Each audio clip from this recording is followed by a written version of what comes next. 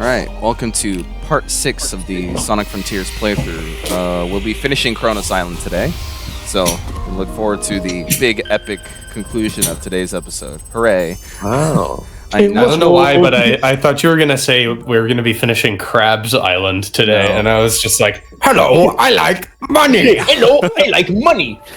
Oh man, look at all that real estate. I could put so many it's almost like there's more stuff I could have explored. I know. I could exploit all this nature and put so many parking lots down. You're just like Eggman, bro. Just like Eggman. Just like Eggman, yeah, man. Man, that beautiful countryside would look good as a Walmart. we could add more housing here, or a third zoo. Hopefully Gavin's comment about having 2 of these towers at the same time doesn't come true yet. Yeah, we're not on the second island yet, so no. Just wait a little bit longer. It'll be fine. Have you ever thought about how these towers kind of look like dicks too? Not until now. They like do, especially dicks. When the they look like a furry. Especially the one with the silver hammer in the last island. Yeah, big ol' hammerhead shark looking. Oh man. Bro's about to hammer some nails in with that thing. Bonk! Ow! Just gave himself a concussion. That's how you know that someone's destined to be a construction worker. It's when they have a hammerhead dick. Oh man. No wonder Bob the Builder.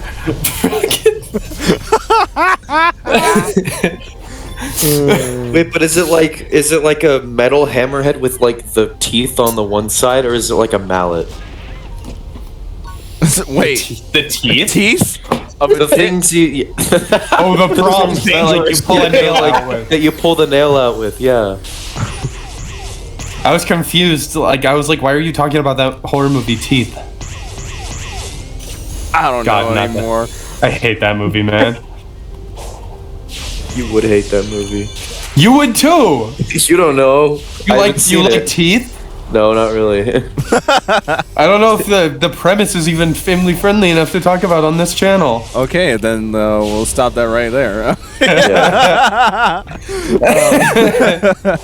Oh man, but yeah, as the whenever you like do all the Ubisoft mechanics on an island, then the whole map is revealed. You get to see every bit of it. No more white squares over it. No more OCD. Right. When Kronos is revealed, you can see, oh, there's a lot of unused real estate.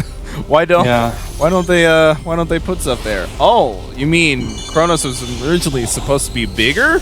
Oh. Oh, you mean they're planning on doing DLC? Oh, maybe. Well, I was saying because we always talked about how like Kronos was split into 3 rounds because of like time and stuff like that. I think I also heard something saying that the reason they might have done it is because playtesters said that it wasn't fun to run around in a big island that had nothing to do or whatever. Well, yeah. It's boring for the same reason that Hyrule Field is in the older Zelda titles. Sure, that's fair. Particularly Ocarina has a really barren Hyrule Field. Yeah. It's a field. What did you expect there to be? Okay, that's a fair assessment. But I mean, like, look at Hyrule Field in, like, Twilight Princess, or look at the Great Sea in The Wind Waker. Okay, the Great Seas are pretty shitty. I'd argue those two are worse than the Ocarina of Time Hyrule Field. Ocarina of Time's Hyrule Field is definitely not as good as the Twilight Princess one. Motherfucker really mentioned the Great Sea as if that's not like just a waiting game. And that's fair, but compare that to like Breath of the Wild, though. Again, Breath of the Wild is a much different formula altogether, and it is, but there's a lot of the exploration concepts are actually similar to Twilight Princess's ideas that they set in stone in terms of exploration of Hyrule Field. In that game, there's like caves and shit everywhere that you can dig into and find shit. They put a lot of areas for you to find optional heart containers in the overworld compared to previous titles. And shit like that, in which you would go back and use your dungeon items in the overworld to find more content. Make the spinner actually worth a damn.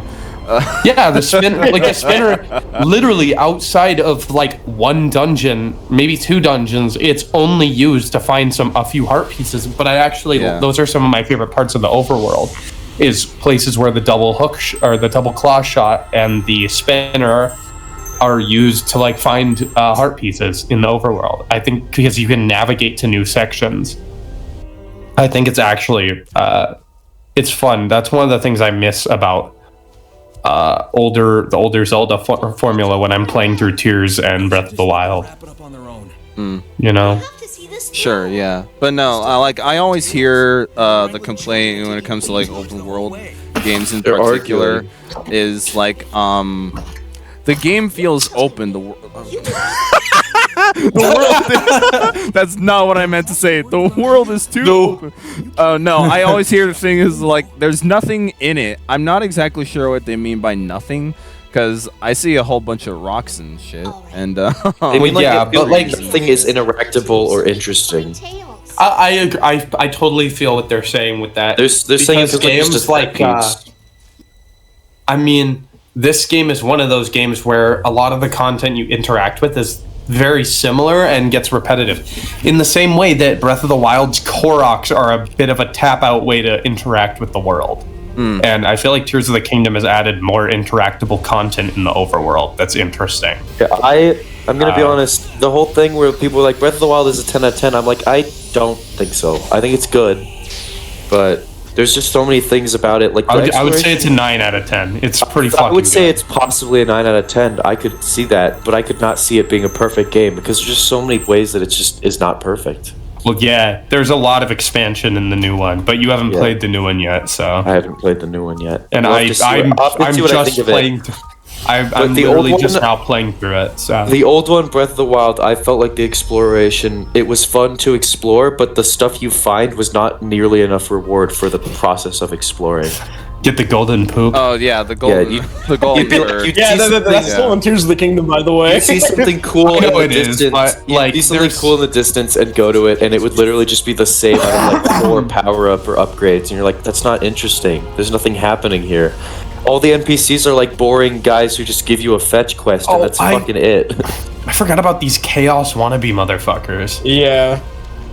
Yeah, because... Those are the Zonai. This is so right. No. Raru, is that you? This game's actually the prequel to Tears of the Kingdom. Yeah, this is how Hyrule was formed. This is when they nuked them. I'm very much enjoying Tears of the Kingdom now. I just got like the Master Sword and shit, so cool. Yeah. Yeah. Also, I'm gonna be honest. I feel like good, but we're not gonna spoil it here. Whatever, you're right. In the month of September. Yeah, when this is coming out. Yeah. But like, I don't want to keep discussing this game too much because I have been dodging spoilers for 2 months. I mean, the reason why we brought it up in the first place because we were talking about like just open world. Dude, I did not give a shit about spoilers. I literally, the game came out and then I watched a video of the final fight. Oh. Yeah, I cared because Zelda is a franchise that means more to me than pretty much any other game franchise. Sonic is one of the franchises that holds that for me as well, as is like Doom. But Sonic has been consistently foiling my expectations over it for a long time, which is why I actually liked this one. Yeah, exactly. Yeah. This one was the first game from Sonic Team since like since Generations that did not utterly disappoint me. Yeah, no. Generations exceeded my expectations, and this one did as well because I actually had my expectations. Yeah, no. Josh for the longest time, high for this one.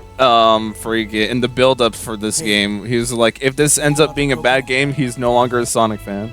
No, yeah, I honestly was, yeah, because we. Like, but you're trapped. You're trapped now because they made a good game. Yeah, unfortunately, I'm still a Sonic fan. The ride never ends. You know, freaking. Here's the thing: I can never a glint in the darkness. Pokemon fans just get the bad games, and then they keep believing for no fucking reason that it's gonna get good. I can never. It would be hard for me, even if this game was a disappointment. I probably will always consider myself at least a bit of a Sonic fan because of the fucking Genesis game. Sure, yeah, like and because of like Adventure 1 and 2, I really liked Heroes as a kid. I like I love Unleashed. I love yeah, there's so much of the legacy content that we love, but like, you know, the recent outings have just been it's you know, it's interesting when the Sonic fucking TV series and movies are better than the games for a while. Yeah. God, the movies were legitimately good. Yeah, it still I love catches me Sonic off 2. guard.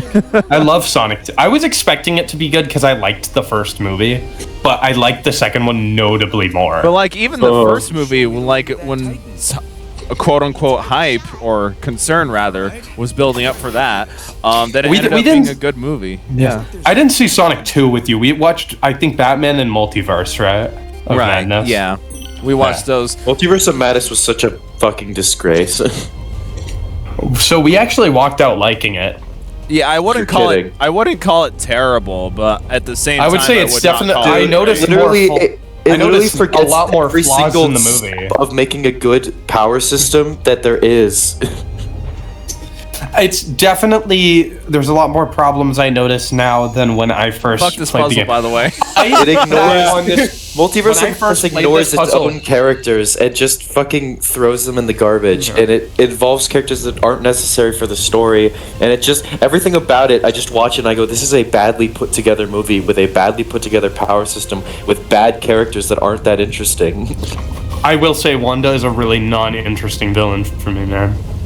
Yeah, and why does she? And it's partly because I never watched WandaVision. Yeah, that's Wanda the main. pulls powers out for ass that would instantly let her win, but then she only uses them one time. No, like freaking, that is the main problem with Multiverse of Madness. It requires you to have watched WandaVision, which is locked behind a $10 Disney Plus subscription. My problem, and it's also a really, it's a slog of a show to get through. You cannot watch the movie and ever ask why something happens or how it impacts the story. Because if you go, why was Wanda able to do that thing? You'd realize she should be able to just kill him instantly with that power, but she just doesn't, because she doesn't. She isn't willing to, I guess. But she clearly is willing to. Like, there's so many things you're just like, why are these characters doing this? And there's no logical explanation for it. I think that's what they call character incompetency at that point. Yeah. Yeah. Like, don't get me wrong, it's visually not bad, but I like Sam Raimi's direction of the film. It's not Marvel's best, and it's just it was just a disappointment. Its inconsistencies come with character writing for the most part. However, I dig all of the classic, all the nods to other Marvel IPs and shit, and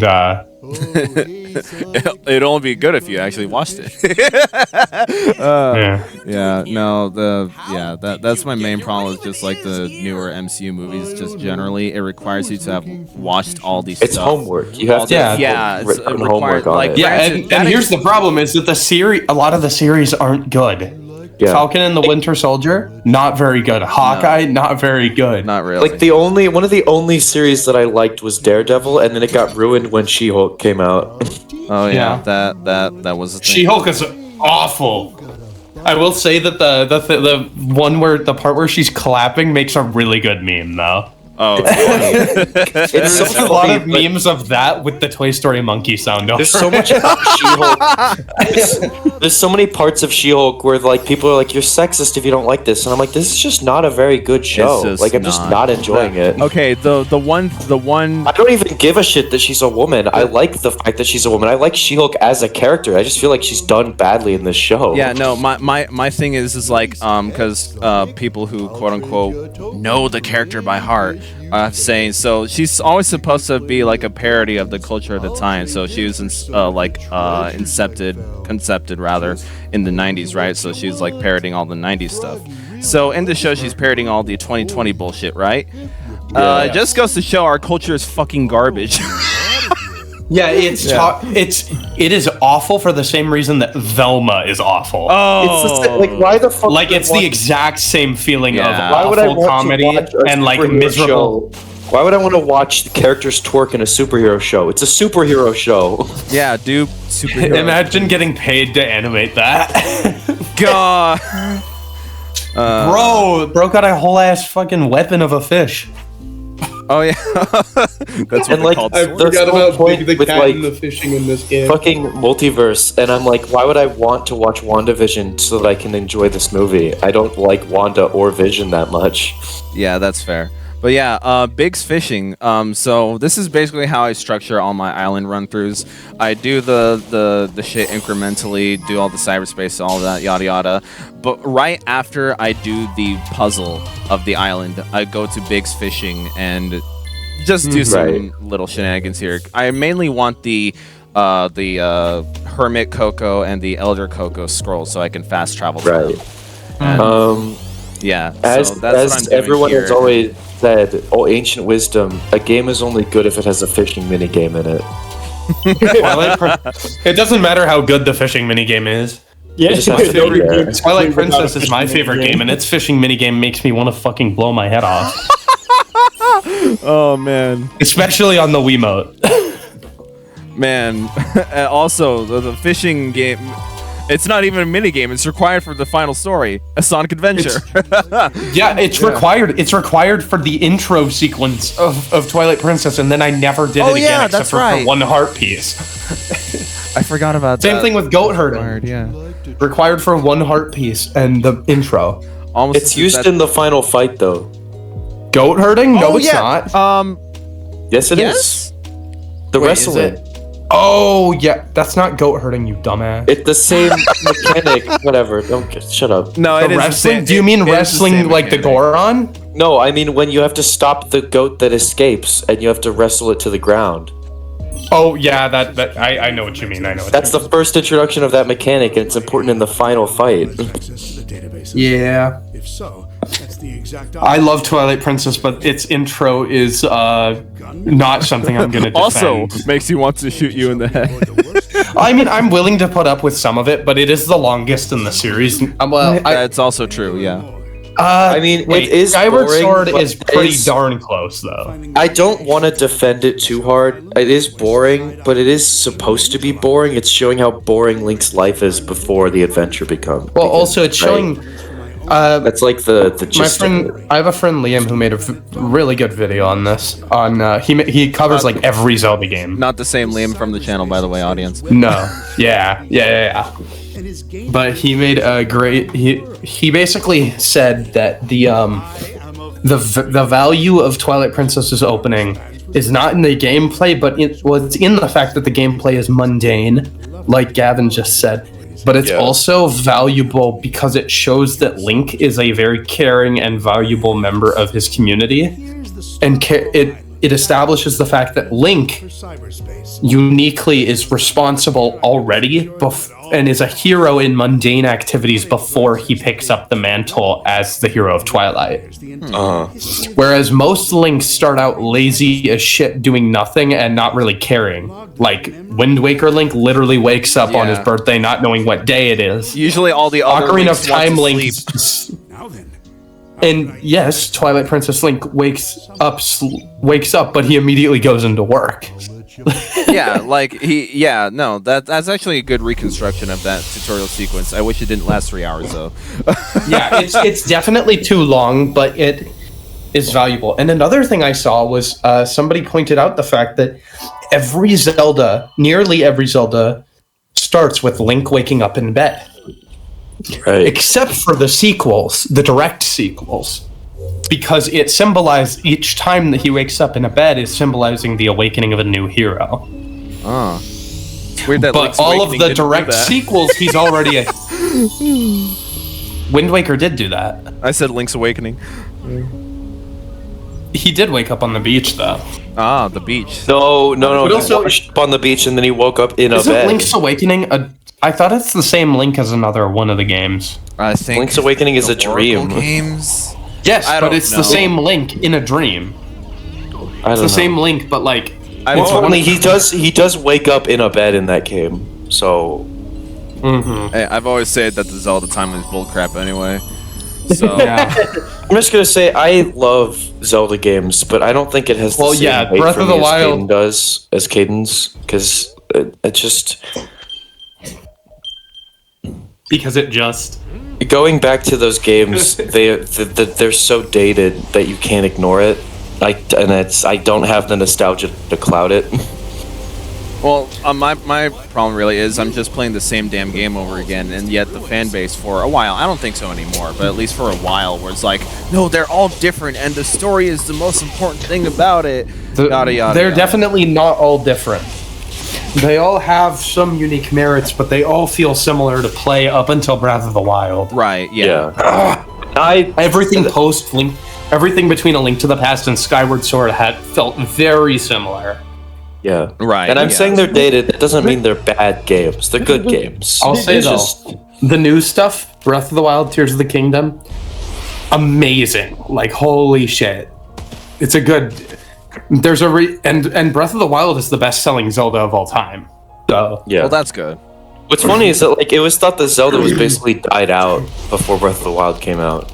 Well, yeah, because they were Skyward assuming Sword that it was really Skyward Sword got a lot of people were starting to call into question whether or not Zelda was like actually one of Nintendo's big 3 franchises. Ooh, what a Giganto, another Evangelion design. Yeah. I actually like. It took me a while to realize, but Giganto's eyes are actually in his shoulder pads. Yeah. It's oh, one really? of the cool things about his design. Is he gonna Gangnam Style though? You'll see the thing like I don't know. It might be blinking. Dude, bro just bursts out into the whip and Nene in the middle of the fight. If this was me playing, I would have 100% showed that. Yeah. Unfortunately, and then you beat him with Luigi. I do not have modding privileges since I'm playing this on console. So, and I'm not really into the whole. Wait, did you buy this game for several different consoles? I did. I like this game. It's like I don't have. How much money did you spend? Don't ask me that. Yeah. Never ask a man how much he spends on video games. Yeah. Don't get him started with Resident Evil 4. Oh yeah, seriously. Yeah. But yeah, no, freaking. So these are the supersonic boss fights of the game. Holy shit! These are fun. They are fun. This is like the music. This is one of the best. This is I honestly think that this is the best usage of supersonic since Sonic 3 and Knuckles. Oh really? Wow. With hypersonic actually. Dude, Sonic 3 and Knuckles was legitimately one of the best platformers ever made, and no one talks about it. Yeah, everyone talks about it. It's fucking iconic. What are you talking about? No. People are Sonic fans today are talking about Unleashed. Well, yeah. Yeah. No. Yeah, Sonic 3 and Knuckles, great game, but yeah, these boss one of the best soundtracks in any platformer too. Yeah. Sonic, the original the Genesis Sonic games and Sonic CD, all of them have phenomenal soundtracks.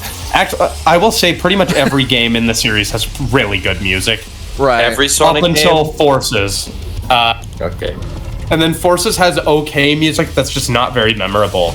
I'm gonna be honest. I feel like a lot of Sonic. We talked about this last time. Yeah. Yeah, I think we did. There's a lot of Sonic familiar. songs that are like, oh, this is iconic, and I love it. But there's a lot of them where I'm like, this song is just edgy, or this song is just like rock, and I'm like, okay. Wait, you're telling me you don't like Live and Learn? You don't like Butt Rock? I don't know the names of all of the songs, Dingus. You're saying words but they don't mean anything. Yeah. I fucking love Crush 40, man. Do you guys even remember what like your first reaction to this fight was like? I do. I was like, holy shit! This is like literally fucking anime. It's anime. It's super anime. He used the fucking shadow clone jutsu. Like, what do you mean? Fuck whoever's on the other side of this blazer ball.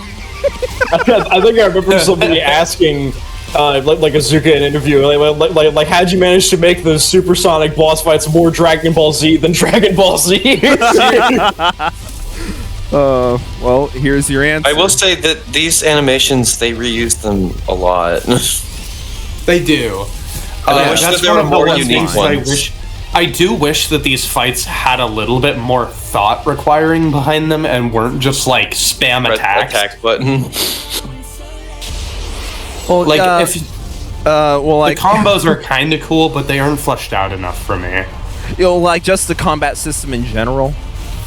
I wish it was a combat. I wish this game had a combat system that was more in depth, kind of like. God, every single time I make a comparison, it's Breath of the Wild, but I wish it was like that. I mean, warranted, you know. Like, that has a really good combat system. Is the final boss of this game going to be Goku? You already saw the final boss. Right. Yeah. Titans earlier, plural. But yeah, no, the combat system in general,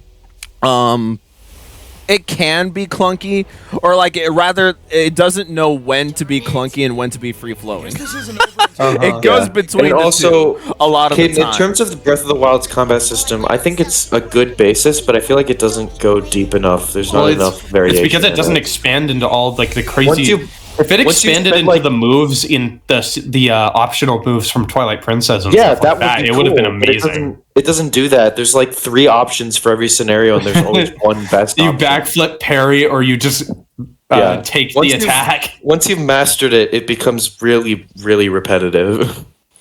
I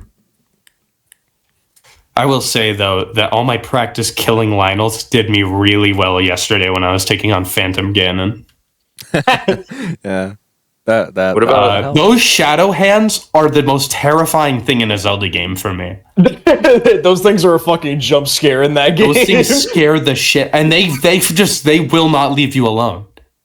They see you, and you like. I literally had to reload a save like 4 times because they kept coming after me no matter how far I hugged the wall. You know what's a perfect description of Ganondorf as a villain, like in Zelda, is that he has black Air Force energy. Why is Ganondorf like fucking? Why did they make him like himbo in Tears of the Kingdom? They wanted people to be horny. What do you mean? Why? Totally. They put a giant. They did the same thing that they did for Bowser in the Mario movie, bro. They made fucking Ganondorf a big muscly man. They put a furry in the game, and they made Link wear twink outfits. Like, what do you think they were on? They put Pyrrha in that game. Bro. Yeah. That game is literally just the thirst game now. It's got Genshin Impact levels of thirst trapping, I'm not gonna lie. I don't know if I want to play it now. Shit. You should. It's good. But the difference is you don't have to pay for it. You just said, oh, okay, now I feel better. Also, they're not lollies.